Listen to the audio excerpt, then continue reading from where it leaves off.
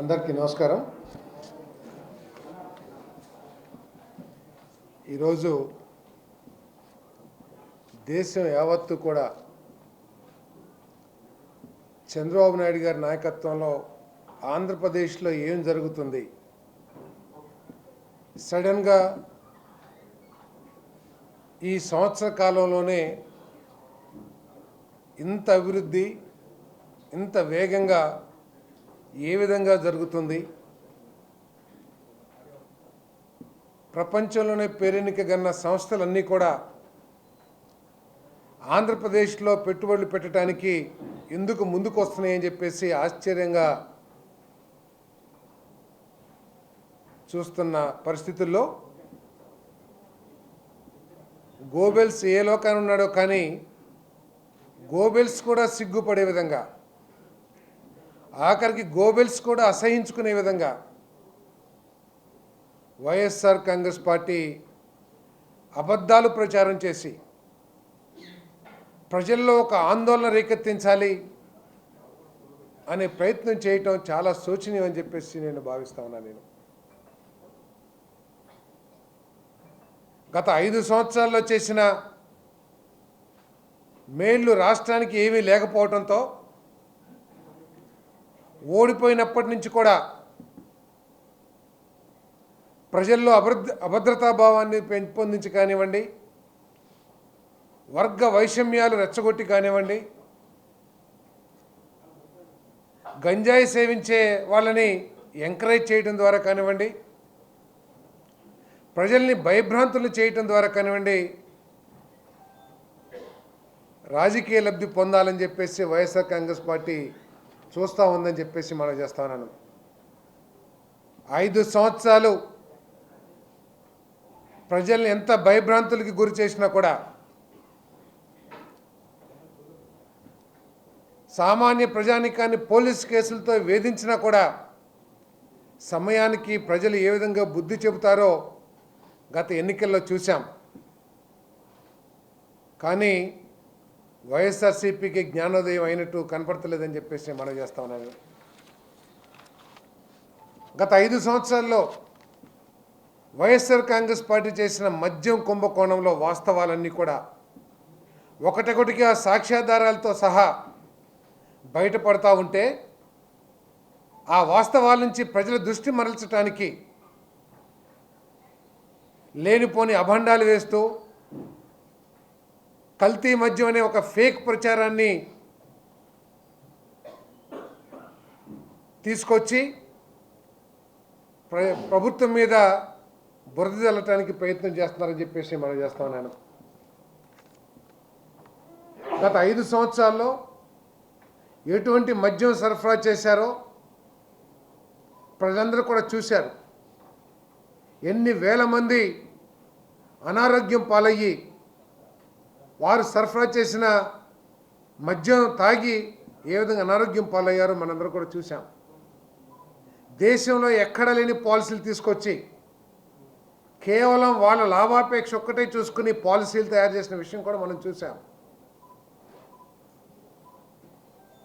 షాప్స్లోనే government run చేసిన షాప్స్లోనేమో పనికిరాని బ్రాండ్లు, అనారోగ్యం కలిగించే బ్రాండ్లు అమ్మి బార్లోనేమో వాళ్ళకి కావాల్సిన బ్రాండ్లు ఏ విధంగా పెట్టారో కూడా ఒకసారి చూసాం. ఆ రోజు కూడా ల్యాబ్ టెస్టులు చేయించాం. వైఎస్ఆర్ కాంగ్రెస్ పార్టీలో సప్లై చేసిన మద్యాన్ని కూడా ఆ రోజు ల్యాబ్ టెస్టులు చేయించాం ల్యాబ్లో. ఆ రోజు చాలా స్పష్టంగా వచ్చింది, ఆ మద్యంలో విషపూరిత పదార్థాల కనపడుతున్నాయని చెప్పేసి చాలా స్పష్టంగా చెప్పారు. హానికరమైన వస్తువు దాంట్లో ఉన్న ఈ ఇంగ్రీడియంట్స్ ఉన్నాయని చెప్పేసి ఆ రోజు ల్యాబ్ రిపోర్ట్స్లో స్పష్టంగా వచ్చింది. ఈరోజు ఏదైతే మద్యాన్ని టెస్టింగ్ చేయించామో ల్యాబ్లో, దాంట్లో హానికరమైన ఇంగ్రీడియంట్స్ లేవని చెప్పేసి వచ్చారు, రిపోర్ట్స్ వచ్చినాయి. అది ఆ ప్రభుత్వంలో ఈ ప్రభుత్వంలో ఉన్న తేడా అని చెప్పేసి కూడా మనం చేస్తా ఉన్నాను. కల్తీ మద్యం పట్ల ఈ ప్రభుత్వం ఉక్కు పాదాలతో తొక్కేస్తుందని చెప్పేసి కూడా ఈరోజు స్పష్టంగా చెప్తా ఉన్నాం. ఈ కల్తీ మద్యం కూడా డిపార్ట్మెంటు మొలకల చెరువులో 2 వైన్ షాప్స్లో రోజుకి 200-220 క్రేట్స్ లేకపోతే ఏదో అంటారు, అవి తీసుకునే పరిస్థితి నుంచి 17 crates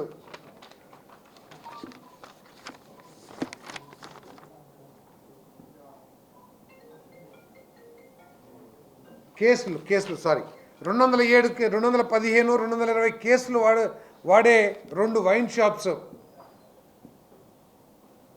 rock star wines, Andhra wines, సడన్గా కేవలం 20-15 కేసులు మాత్రమే తీసుకుంటా ఉంటే ఏం జరుగుతుందని చెప్పేసి డిపార్ట్మెంట్ ఎంక్వైరీ చేసి ఎన్ఫోర్స్మెంట్ డిపార్ట్మెంట్ యాక్టివ్ అయ్యి అక్కడ రైడ్స్ చేయటం ద్వారా ఈ కల్తీ లిక్కర్ని పట్టుకున్నది ఈ ప్రభుత్వం అని చెప్పేసి కూడా ఈ సందర్భంగా తెలియజేస్తా ఉన్నాను. ఈ కల్తీ మద్యంలో ముఖ్య పాత్రధారి జనార్దన్ రావు ఏదైతే చెప్పాడో, మేము 2 సంవత్సరాల నుంచి చేస్తున్నాము, గత ప్రభుత్వంలో కూడా కొంతమంది వైసీపీ నాయకుల ప్రోద్బలంతో ఏప్రిల్లో మేము ప్రారంభించామని ఏదైతే చెప్పాడో దానికి కోరిలేట్గా ఏప్రిల్లోనే ఆ మొలకల చెరువులో ఒక ల్యాండ్ను లీజ్ అగ్రిమెంట్ ద్వారా తీసుకుని జూన్ జూలైలో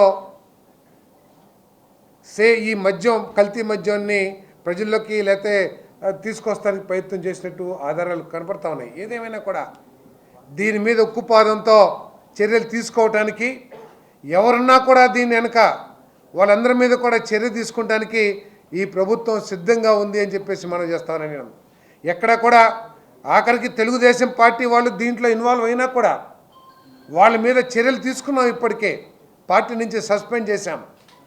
మీలాగా తప్పులు చేసినా బూతులు మాట్లాడినా వెనకాల నుంచి భేష్ అని చెప్పేసి ప్రోత్సాహాన్ని మేము ఈ పార్టీ నాయకత్వం కానీ పార్టీ కానీ అందించలేదని చెప్పేసి మనం చేస్తున్నాను.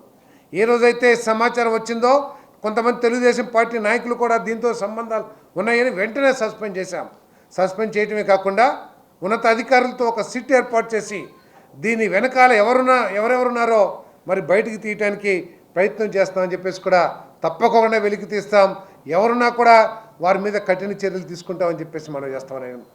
ఈరోజు ప్రభుత్వానికి చిత్తశుద్ధి లేకపోతే మీలాగా బార్కోడ్లు హోలోగ్రామ్లు అన్నీ రద్దు చేసేసి మీ ఇష్టం వచ్చిన మద్యాన్ని ప్రజలకి అందించే ఆలోచన ఈ ప్రభుత్వానికి ఉన్నట్టయితే క్యూఆర్ కోడ్ ఏదైతే ఎక్సైజ్ సురక్ష యాప్ ఏదైతే ఉందో అది మేము ప్రవేశపెట్టే వాళ్ళం కాదని చెప్పేసి మనం చేస్తాను. కల్తీ మద్యాన్ని అరికట్టాలనే ఉద్దేశంతోనే ఈ యాప్ని ప్రత్యేకంగా ముఖ్యమంత్రి గారి ఆదేశాలతో ఈ యాప్ని తయారు చేసి ఇప్పటి వరకు కూడా 1,70,000 యాప్ ద్వారా మరి ప్రజలు దీంట్లోకి వచ్చారని చెప్పేసి మనం చేస్తామన్నాను. ఏ ఒక్క కేసులో కూడా ఇది నకిలీ మద్యం అని చెప్పేసి తేలదని చెప్పేసి కూడా ఈ సందర్భంగా తెలియజేస్తామన్నాను. ఏదైతే హాలోగ్రామ్ ఉందో దాంట్లో బ్యాచ్ నెంబర్ కానివ్వండి, ఎక్కడ తయారైంది, ఎక్కడ ఏ డీలర్కి ఏ షాప్కి అమ్మామో అన్ని డీటెయిల్స్ కూడా వస్తాయని చెప్పేసి మనం చేస్తాను. దాన్ని కూడా తప్పుదారి పట్టిస్తానికి వైఎస్ఆర్సీపీ వాళ్ళు ప్రయత్నం చేస్తున్నారు. ఆ హోలోగ్రామ్లో ఏదైతే బ్యాచ్ నెంబర్ ఉందో లేకపోతే ఎవరైతే మద్యం తయారీదారు ఉన్నాడో ఆ డీటెయిల్సే ఆ బాటిల్స్ కింద తయారీదారుడు లేబుల్స్ కూడా ఉంటాయి. ఆ లేబుల్స్ అదేవిధంగా ఈ యాప్లో వచ్చిన సమాచారం, హోలోగ్రామ్లో వచ్చిన సమాచారం సరిగా ఉందో లేదో కూడా చెక్ చేసుకోమని చెప్పేసి మనం చేస్తాను. నిజంగా మీరు చేసే ప్రచారంలో నిజం ఉంటే, వాస్తవం ఉంటే మీ కార్యకర్తలు కానీ మీ నాయకులు కానీ ప్రతి షాప్కి ప్రతి బార్కి కూడా వెళ్ళి ఈ యాప్ని ఉపయోగించుకొని ఇది ఏమిటో తెలుసుకోవాలని చెప్పేసి కూడా నేను మనం చేస్తాను. ఇది నకిలీదా లేకపోతే కరెక్ట్ మద్యం చేస్తున్నారా, సప్లై చేస్తున్నారా తెలుసుకోమని చెప్పేసి నేను తెలియజేస్తా ఉన్నాను. నేను ఈరోజు ఆఖరికి స్కూటీల్లో డోర్ డెలివరీ చేసిన వైఎస్ఆర్ కాంగ్రెస్ పార్టీ ఈరోజు ఏదో బెల్ట్ షాపుల గురించి ఏదో ఆ ప్రభుత్వంలో ఉన్నప్పుడు ఎటువంటి గ్రామాల్లో లిక్కర్ అమ్మనట్టు కేవలం ప్రభుత్వం రన్ చేసిన షాపుల్లోనే అమ్మినట్లు ఈరోజైతే నేతి బీరకాయలు అంటే నీతులు చెప్తా ఉంది. ఆ రోజు ఆఖరికి స్కూటర్లలో అదేవిధంగా అన్ని ద్విచక్ర వాహనాల్లో కూడా పెట్టి డోర్ డెలివరీ చేసిన విషయాన్ని మర్చిపోయినట్టున్నారు వైఎస్ఆర్ కాంగ్రెస్ పార్టీ నాయకులని చెప్పేసి మనం చేస్తాను. ఈరోజు డిజిటల్ పేమెంట్స్ గురించి మాట్లాడుతూ ఉన్నారు. డిజిటల్ పేమెంట్స్ ఈరోజు ఏ షాప్ వాళ్ళు కానివ్వండి, ఏ బార్ వాళ్ళు కానివ్వండి, గోడౌన్స్ నుంచి తీసుకెళ్లే లిక్కర్ కేసులు అన్నిటికీ కూడా డిజిటల్ ద్వారానే పేమెంట్ చేయబడటం జరుగుతుందని చెప్పేసి మనం చేస్తాం. నేను షాప్స్లో చేయటానికి ఇప్పటి వరకు కూడా డిజిటల్ దానికి సంబంధించిన సాఫ్ట్వేర్ మీ ప్రభుత్వంలో ఉన్నప్పుడు కూడా కనీసం ఎన్ని అభియోగాలు వచ్చినా కూడా, ఎన్ని మన ఎలిగేషన్స్ వచ్చినా కూడా మీరు ప్రయత్నం చేయలే. కానీ ఈరోజు మా ప్రభుత్వం టెండర్స్ పిలిచింది సాఫ్ట్వేర్ని డెవలప్ చేయడానికి డిజిటల్ పేమెంట్ ద్వారా అని చెప్పేసి మనం చేస్తాను. దాని ద్వారా ఆ టెండర్స్ సాఫ్ట్వేర్ వచ్చిన తర్వాత 100% డిజిటల్ పేమెంట్స్ కానివ్వండి, లేదు ఎవరైనా సరే లబ్ధిదారుడు ఎవరైతే మందు కొనుక్కుంటారో వాళ్ళు క్యాష్ ద్వారా కానీ చెల్లించే అవకాశం ఉంటుందని చెప్పేసి ఈ సందర్భంగా తెలియజేస్తా ఉన్నాను. 75%, 25% డిజిటల్ పేమెంట్ జరుగుతున్నాయి. 75% ఎక్కడికి వెళ్ళిపోతున్నాయని చెప్తున్నారు. ఈరోజు ప్రైవేటు వాళ్ళ ద్వారా షాపులు నిర్వహించబడతా ఉన్నాయి. ప్రభుత్వ అధికారులతో లేకపోతే ఎంఆర్ఓలతో మేము మద్యం అమ్మించట్లా. దీన్ని ఓపెన్ యాక్షన్ ద్వారా మేము ఈ షాపులన్నిటి కూడా ప్రైవేటు వ్యాపారస్తులకి అప్పచెప్పాం. అంతేకాకుండా 10% బీసీలకు కూడా రిజర్వేషన్ చేసి ఇచ్చాం. దాంట్లో మన దగ్గర ఏదైతే మద్యం కొన్నారో ప్రభుత్వం నుంచి, ఆ మద్యానికి డిజిటల్ పేమెంట్స్ ద్వారానే చెల్లింపులు కూడా చేస్తున్నారని చెప్పేసి నేను ఈ సందర్భంగా తెలియజేస్తాను. అదేవిధంగా ఏదో 99 రూపాయల లిక్కర్ని ఆపేశారని చెప్తున్నారు. రమ్మంటున్నాను నేను. 175 నియోజకవర్గాల్లో ఎంత కావాలంటే అక్కడ డిమాండ్ని బట్టి 99 రూపాయలకి ఏదైతే తక్కువ ధరకి లిక్కర్ ఉందో ఆ లిక్కర్ని అందిస్తున్నామని చెప్పేసి కూడా ఈ సందర్భంగా నేను తెలియజేస్తా ఉన్నాను. నేను ఆఖరికి ప్రత్యేకమైన దృష్టితో స్టేట్ బార్డర్స్లో కూడా ఎక్కువగా దీన్ని అమ్మటం మూలంగా ఈరోజు ఈ స్మగ్లింగ్ ఏదైతే ఉందో అది కూడా తగ్గిపోయిందని చెప్పేసి మనం చేస్తాను. ఈ బార్డర్స్లో రెవెన్యూ కూడా బాగా పెరిగిందని చెప్పేసి కూడా నేను ఈ సందర్భంగా తెలియజేస్తా ఉన్నాను. మరి అదేవిధంగా బార్లలో మరి గత ప్రభుత్వం దేశంలో ఎక్కడా లేని విధంగా షాపుల కంటే 15% అదనంగా మరి ట్యాక్సెస్ వేసి బార్లో లిక్కర్ అమ్మే పాలసీని తీసుకొచ్చారు.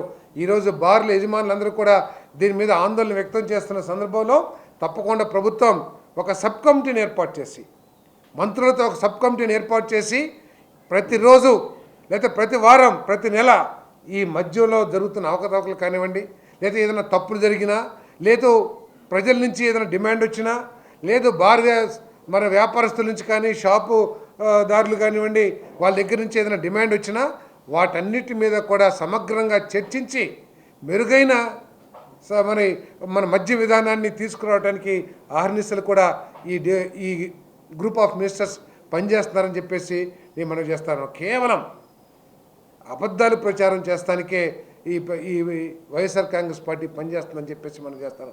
కొన్ని రోజులేమో పీపీపీ మోడల్ ఏదో వాళ్ళు ఏదో కనుక్కున్నట్టు, వాళ్ళ ప్రభుత్వంలో ఏదో మేలైన వైద్యాలను అందించినట్టు పీపీపీ మీద, కొన్ని రోజులేమో అపోజిషన్ లీడర్ హోదా మీద. ఇటువంటి అబద్ధాలు తప్పితే ఎక్కడ కూడా ప్రజలకి అవసరమైన విధంగా ఈ వైఎస్ఆర్ కాంగ్రెస్ పార్టీ పనిచేయట్లేదని చెప్పేసి నేను సందర్భంగా తెలియజేస్తాను. నిజంగా మీకు చిత్తశుద్ధి ఉంటే, ప్రజల సమస్యల పట్ల చిత్తశుద్ధి ఉంటే, మీ పేపర్ని ఏదో వాడుకొని ఒక పాంప్లెట్ లాగా వాడుకోవడం తప్పితే నీకు చిత్తశుద్ధి ఉంటే అసెంబ్లీకి వచ్చి మీరు మాట్లాడేవాళ్ళు, నిజంగా మీ మాటల్లో నిజాయితీ ఉన్నా, మీకు వాటి పట్ల చిత్తశుద్ధి ఉన్నా, ప్రజల సమస్యల పట్ల చిత్తశుద్ధి ఉన్నా, రాష్ట్రం పట్ల చిత్తశుద్ధి ఉన్నా మీరు అసెంబ్లీకి వచ్చి ఏదైనా సమస్యలుంటే చర్చించేవారు. మీకు చిత్తశుద్ధి లేకుండా కేవలం రాజకీయ లబ్ధి కోసమే ప్రయత్నం చేస్తారని చెప్పేసి మనం చేస్తా ఉన్నా నేను. మరి ఈ ప్రభుత్వం చంద్రబాబు నాయుడు గారి నాయకత్వంలో ఎటువంటి కుంభకోణాలు మద్య రంగంలో జరగటానికి వీల్లేకోకుండా చర్యలు తీసుకుంటుందని చెప్పేసి మనం చేస్తాను. ఈరోజు చాలా నాణ్యమైన మద్యం బ్రాండ్స్ని ప్రజలకు అందరికీ కూడా అందుబాటులో తీసుకొచ్చాం. మీరు అత్యధిక ధరలకి, దేశంలో ఎక్కడ లేని ధరలకి నాసిరకమైన మందు మీరు ప్రజలకి అందిస్తే, ఈరోజు తక్కువ ధరకి నాణ్యమైన మందుని దేశం అంతా కూడా ఉన్న బ్రాండ్స్ని ప్రజలకి అందిస్తున్న విషయాన్ని ప్రజలందరూ కూడా గుర్తించారని చెప్పేసి కూడా నేను ఈ సందర్భంగా తెలియజేస్తా ఉన్నాను. మరి ఇంకొకటి, ఈ వైఎస్ఆర్ కాంగ్రెస్ పార్టీ అధికారుల మనోస్థైర్యాన్ని దెబ్బతీయడానికి ప్రయత్నం చేస్తూ ఉంది. వాళ్ళు కేవలం బలహీన వర్గాలు దళిత అధికారులను టార్గెట్ చేసి మైనారిటీ అధికారులను టార్గెట్ చేసి వాళ్ళు ఎక్కడికక్కడ మనోస్థైర్యాన్ని దెబ్బతీయడానికి ప్రయత్నం చేస్తూ ఉంది. ఏదో వాళ్ళు కలలు కంటూ మేము అది అధికారంలోకి వస్తాము, మీరు ఎక్కడున్నా కూడా తీసుకొచ్చి బట్టలు ఊడదీస్తామని చెప్పేసి భయపెట్టే దూరంతో మరి మాట్లాడుతూ ఉన్నారు. మేము ఈ తెలుగుదేశం పార్టీ చట్టపరంగా పనిచేసే అధికారులందరికీ కూడా ఈ పార్టీ అండగా ఉంటుంది, ప్రభుత్వం అండగా ఉంటుందని చెప్పేసి మనం చేస్తాను. వారు ఏదో కలలు కంటా ఉన్నారు, ఏదో మేము అధికారంలోకి వచ్చేస్తామని చెప్పేసి. అధికారులందరూ కూడా మీరు ఎక్కడా కూడా భయపడాల్సిన అవసరం లేదు. ఈ ప్రభుత్వం చట్టపరంగా పనిచేసే చట్టబద్ధంగా పనిచేసే అధికారులందరికీ కూడా, ప్రత్యేకంగా బలహీన వర్గాలకి దళితులకి మైనారిటీ అధికారులందరికీ కూడా మరి అందరు అధికారులు కూడా మేము అండగా ఉంటామని చెప్పేసి కూడా నేను మనవి చేస్తాను. ఒకప్పుడు కృష్ణా జిల్లా నాయకత్వం అంటే చాలా పేరెన్నికగల నాయకత్వం. గొట్టిబాటి బ్రహ్మయ్య గారు కానివ్వండి, కాకాని వెంకటరత్నం గారు కానివ్వండి, మల్లకృష్ణ గారు కానివ్వండి, మరి ఎన్టీఆర్ గారు కానివ్వండి, ఇంకా అనేక మంది సుందరయ్య గారు కానివ్వండి, మరి బాపనయ్య గారు కానివ్వండి, ఇటువంటి ఉన్నత విలువలు కలిగిన రాజకీయ నాయకులు చూసిన జిల్లా ఈరోజు వైఎస్ఆర్ కాంగ్రెస్ పార్టీ కృష్ణా జిల్లాలో చేస్తున్న మాటలు కానివ్వండి, వాళ్ళు చేస్తున్న చేష్టలు కానీ చూస్తూ ఉంటే కృష్ణా జిల్లా వాసులందరూ కూడా తలదించుకుంటున్నారని చెప్పేసి కూడా నేను ఈ సందర్భంగా నేను మనవి చేస్తా ఉన్నాను. ఒకప్పుడు ఆంధ్రప్రదేశ్ రాజకీయాల్ని ప్రభావితం చేసిన రాజకీయాలు ఈ కృష్ణా జిల్లా సెంటర్గా ఉండేదని చెప్పేసి కూడా నేను మనవి చేస్తా ఉన్నాను, తెలియజేస్తా ఉన్నాను. మరి ఈరోజు కృష్ణా జిల్లా రాజకీయ నాయకులు అంటేనే రాష్ట్రం అంతా కూడా అసహించుకునే పరిస్థితికి వైఎస్ఆర్సీపీలో ఉన్న నాయకులు ప్రవర్తించడం చాలా శోచనీయం అని చెప్పేసి కూడా నేను ఈ సందర్భంగా తెలియజేస్తా ఉన్నాను.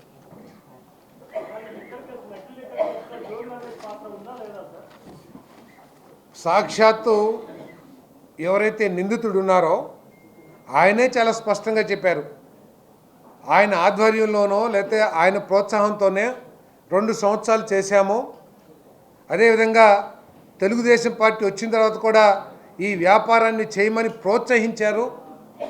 మరి ఆయనే కావాలని చెప్పేసి తెలుగుదేశం పార్టీ ప్రభుత్వం మీద బురద జల్లటానికి ప్రయత్నం చేస్తున్నాడని చెప్పేసి కూడా ఆయన స్పష్టంగా చెప్పారు.